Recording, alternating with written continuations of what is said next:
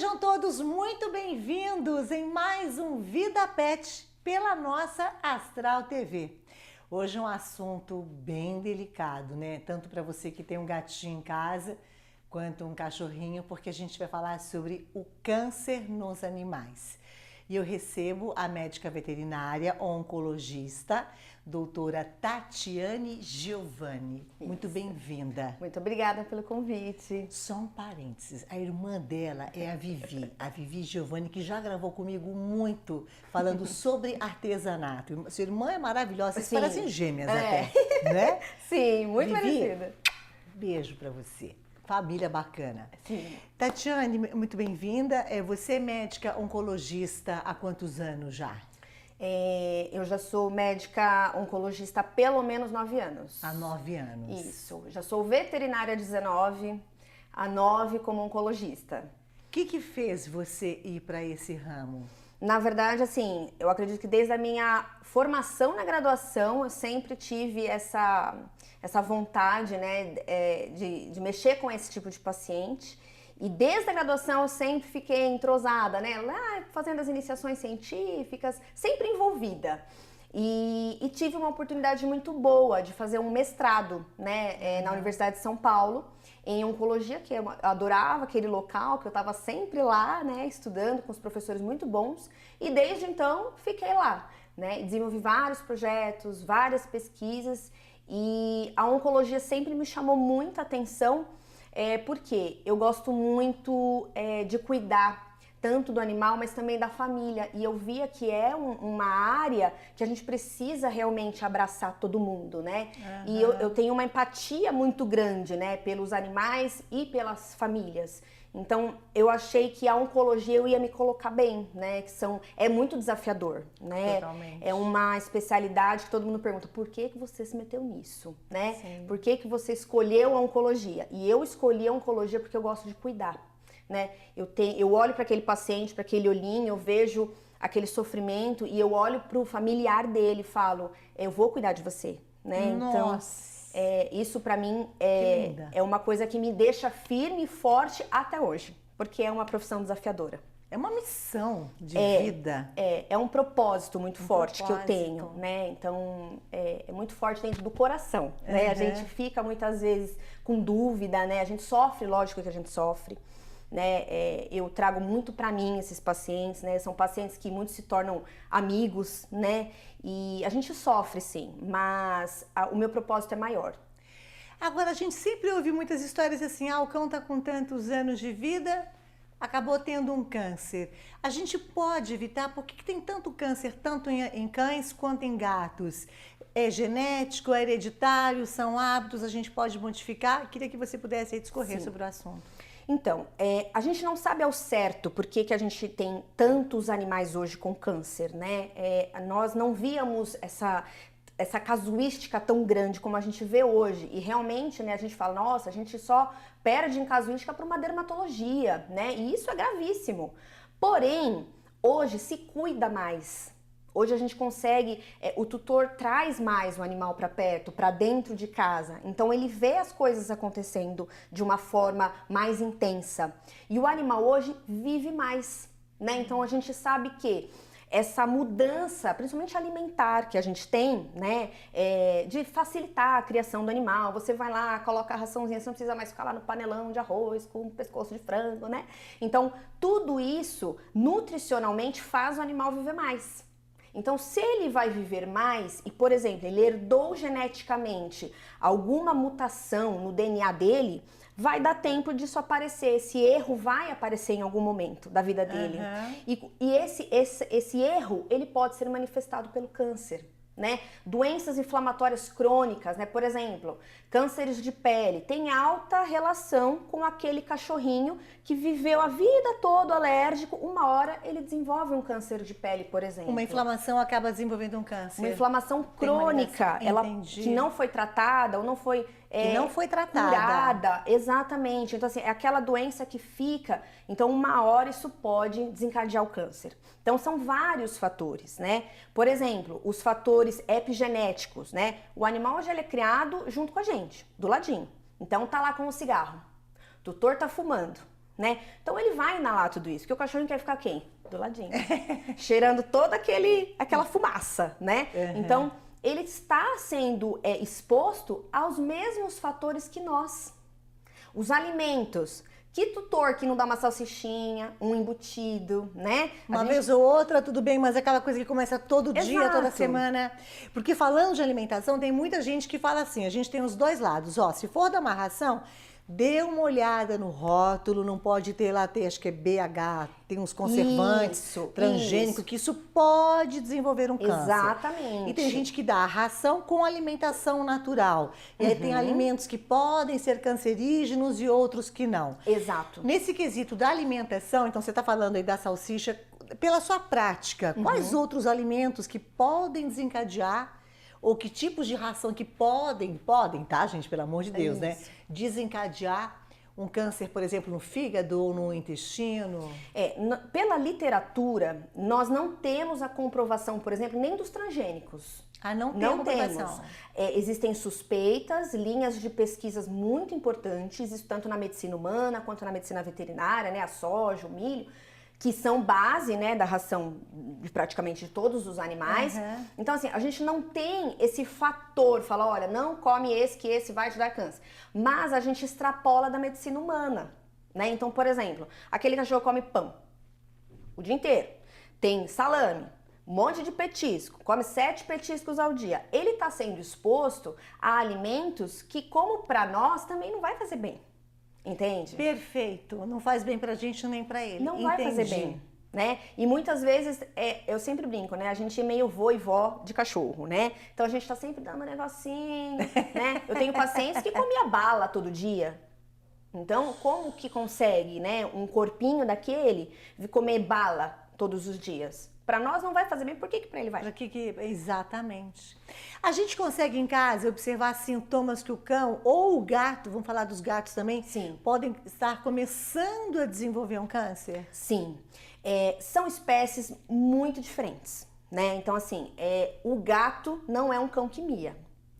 Né? Então eles são diferentes.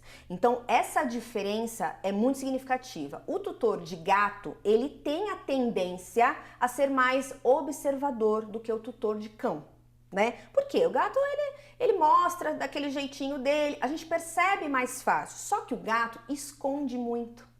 Então muitas vezes quando a gente vai ver que o gato não tá bem, ele já não está nada bem. Entende? Tá. Então, assim, um vômito que tá ficando mais frequente, emagrecimento, que você não mexeu na dieta, você fala, eu tô achando esse gato magro, tá esquisito. Emagrecimento, o vômito e a falta de apetite no gato podem ser, sim, sintomas bem importantes, né? Agora, por exemplo, lesões de pele. Acho que ele machucou a orelhinha. O acho complica. Então, por exemplo, você vê um gato branco, que fica lá esturricando no sol de manhã, o dia inteiro, né? Aí ele começou com uma orelhinha mais vermelha, uma manchinha aqui, uma lesãozinha, parece que arranhou. Não cicatrizou, em uma semana, leva no veterinário. Porque pode ser um câncer de pele, por exemplo, que é super comum.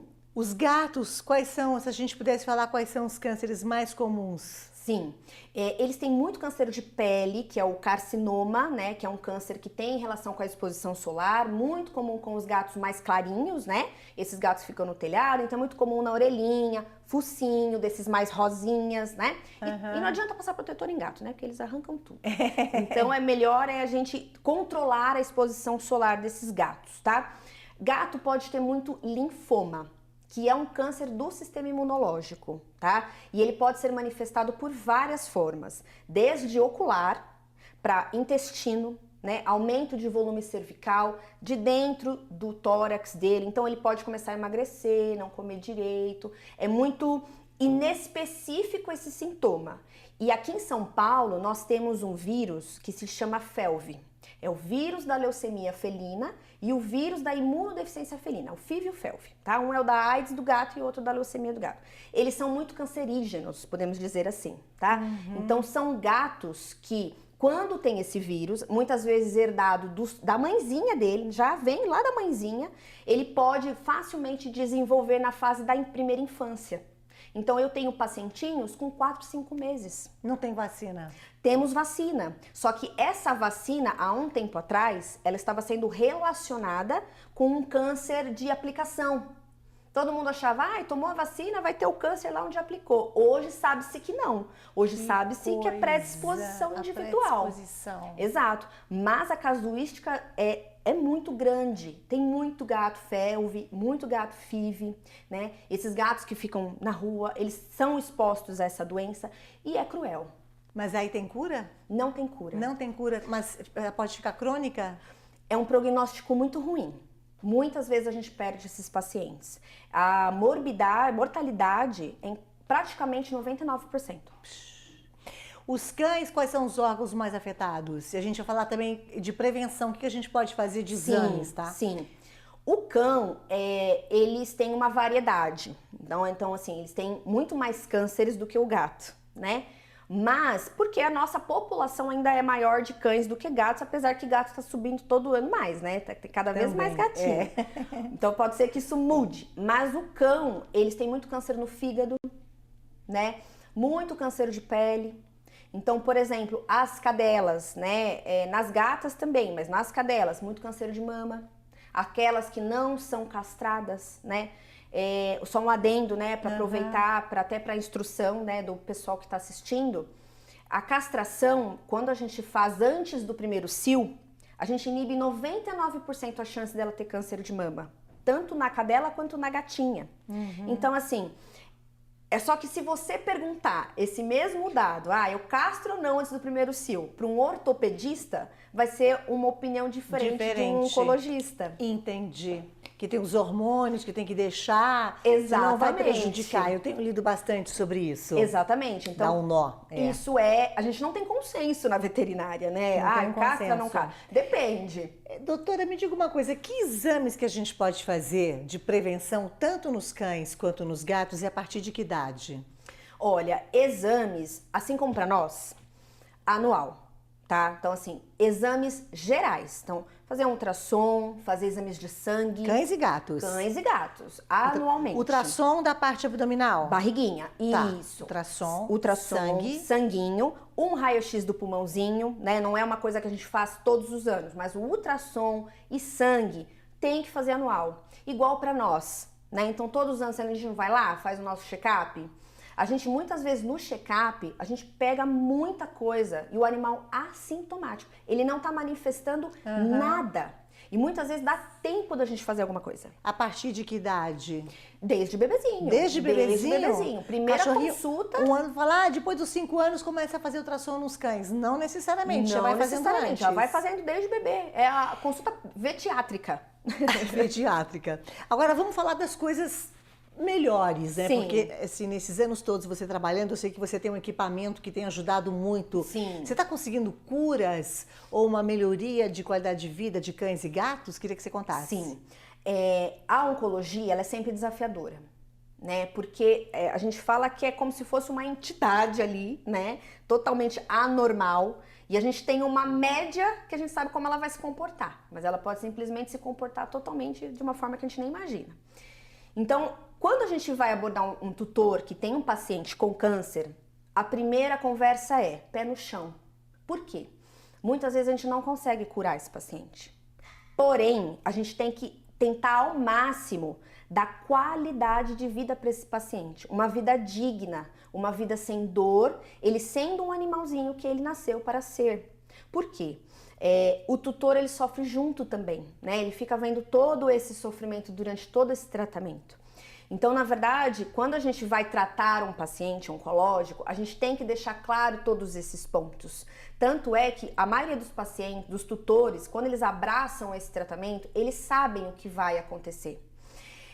Muitas vezes, alguns tipos de cânceres são curativos. Por exemplo, né, um câncer no fígado, né, desde que bem triado, né, a gente sabendo exatamente a abordagem que a gente precisa fazer cirurgicamente, fazendo uma cirurgia adequada, muitas vezes se resolve esse problema, né? Perfeito. Então, por exemplo, linfoma intestinal em gato, nós temos bons prognósticos. Vai curar? Não vai, mas esse animal, a gente não vai perder ele para isso. Entendi, excelente. entende? Então, assim, esse equipamento, né, é um procedimento chamado eletroquimioterapia. Esse procedimento é chamado eletroquimioterapia. A eletroquimioterapia, ela é uma técnica oncológica que, na verdade, é interessante porque é feita na medicina humana, não no Brasil.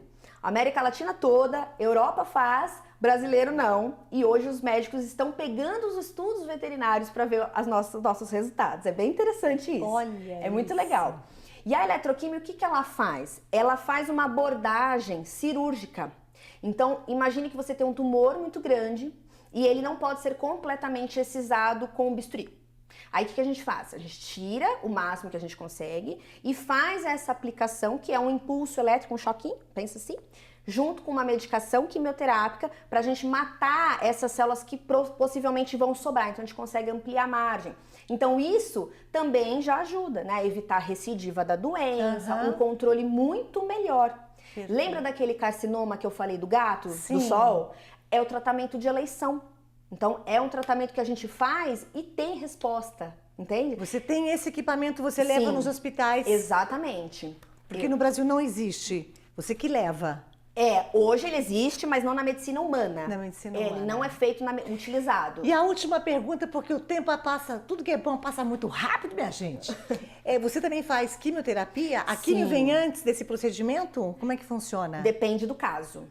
Depende do caso. Então, por exemplo, vamos supor um câncer de pele. Muitas vezes a gente vai fazer a cirurgia, opera, no mesmo momento aplica a eletroquimioterapia, aí a gente espera o resultado sair. É um câncer X, de qual grau de malignidade? É muito alto esse grau, tem potencial para espalhar? Vai para quimioterapia pós. Aí a gente faz as sessões, entende? Então, varia de caso para caso. Linfoma é só quimioterapia. Então, a gente não vai fazer cirurgia. Então, a gente vai tratar esse paciente com a quimioterapia, né? E a quimioterapia, ela pode sim ter os mesmos sintomas como na medicina humana, né? A gente sabe disso, mas eles são mais resistentes. Bem mais resistentes. Então, houve um grande avanço da medicina veterinária no tratamento de cânceres em cães e gatos. Isso é uma coisa que a gente pode afirmar. Sim, nós temos hoje radioterapia na medicina veterinária, temos tudo possível que a gente consiga fazer por esses animais. Então, assim, tem muita coisa para ser feita, mas sempre visando qualidade de vida, né? Olha, tanta coisa, ela vai ter que voltar um dia, né, gente? Porque é tanta pergunta que eu tenho aqui, a coisa vem vindo, vem vindo, vem vindo. Eu queria que você deixasse, onde que as pessoas te encontram, algum Instagram? Sim, meu Instagram, ele é @oncovetcaresp, tá? Meu nome é Tatiane. Vamos deixar tudo aqui, Tatiane Giovanni. Isso. Linda. Obrigada. E assim, eu atendo vários hospitais aqui em São Paulo, né? Grandes hospitais de São Paulo. E eu fico à disposição caso precisem. Você não tem um consultório seu? Não, eu atendo em vários outros hospitais. Sim. Bom, estou encantada com você, o jeito de falar, de se expressar. E acho que um tutor que chega em você com um animalzinho, né? Tão fragilizado, tanto o animal quanto o tutor. Sim. Eu acho que encontra em você uma força e um consolo. Parabéns. Obrigada. Maravilhosa. Fico muito feliz. As duas irmãs são lindas, a Vivi e a Tati. Obrigada. Muito obrigada. Muito obrigada, Linda. viu? Muito Volte bom. sempre. Volte sim, só chamar. Gente, é o seguinte, a produção acabou de me falar que tem muita gente perguntando, você vai ter que voltar, hein? A gente até grava já o segundo programa, perguntando se existem raças que têm mais probabilidade de desenvolverem um câncer. Sim. Pergunta feita para o próximo programa. Fechou. Perfeito? Perfeito. Fechado. Um beijo para vocês. Até semana que vem. Fiquem com Deus.